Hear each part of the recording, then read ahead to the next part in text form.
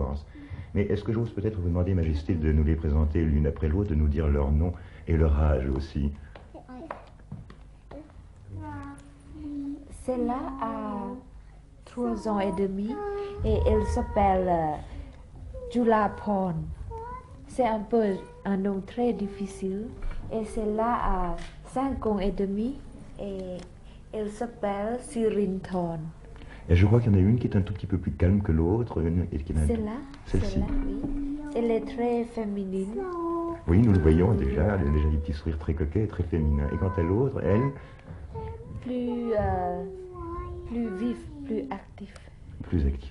Eh bien, maintenant que nous avons fait connaissance, je crois que nous pouvons tous nous rendre compte que l'ambiance ici au Flonzalais est très familiale. Et d'ailleurs, Sire, je m'adresse à vous maintenant. Lorsqu'on parle du Flonzalais, on parle obligatoirement du lac Léman. Ce lac Léman que nous dominons et que vous connaissez fort bien puisque vous avez fait une partie de vos études à Lausanne. Lausanne dont vous gardez un grand souvenir, je crois. Nous étions ici assez longtemps. J'étais à l'école ici, à Lausanne. Et on connaît bien le lac Léman ici. Mais est-ce que la Suisse et Lausanne, c'est le lac Léman ou c'est encore autre chose?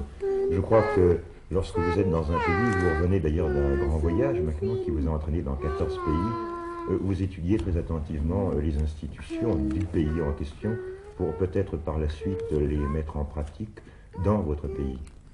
Le but de nos voyages officiels n'est pas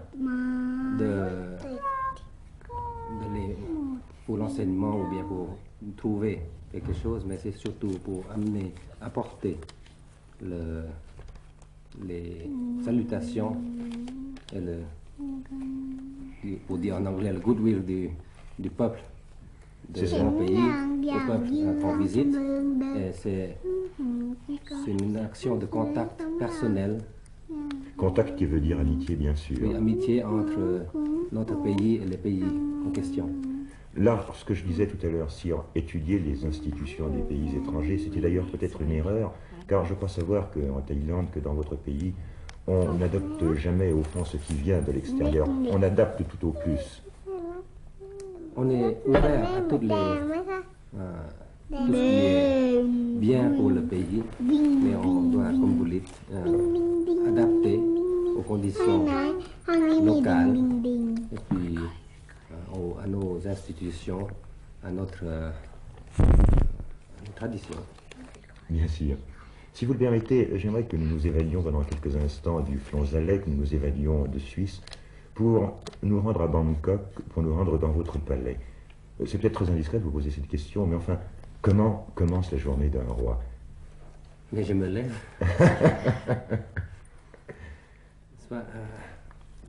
Pour dire une journée qui est typique, c'est difficile de vous la décrire parce que chaque journée est différente. J'ai un principe de ne pas tomber dans la routine et c'est toujours un peu différent tous les jours. J'imagine tout de même que pour vous, votre métier de roi vous demande d'assister très régulièrement à ce que nous appelons ici le Conseil des ministres. Or, Conseil des ministres, c'est vous préoccuper principalement, je le sais, du sort de votre peuple. Non, le Conseil des ministres se réunit sous le Premier ministre. Je n'y assiste pas. Mais si je veux rencontrer certains ministres, il faut l'inviter à venir, ou bien plusieurs ministres en même temps, pour certaines questions. Quelles sont vos grandes préoccupations concernant par exemple la santé publique en Thaïlande? Car je crois savoir que justement la santé publique, c'est un des problèmes que vous vous efforcez de résoudre le mieux possible. La santé publique est un problème mondial, et parce que tous les gouvernements qui sont bons doivent s'occuper du bien-être du peuple, du pays. Et nous avons toujours fait, depuis bien des années, une campagne pour la santé publique, pour que le peuple puisse comprendre comment vivre. Oui, vous parlez du peuple qui est heureux. Et il est une chose remarquable d'ailleurs lorsqu'on parle de Thaïlande, c'est que lorsqu'on traduit ce mot de Thaïlande, on sait que cela veut dire terre libre, je ne me trompe pas, n'est-ce pas? Lorsqu'on parle de Bangkok, on parle de cité des anges, ce qui montre vraiment que votre pays est un pays heureux. Je crois probablement le plus heureux du sud-est asiatique. Comment l'expliquez-vous?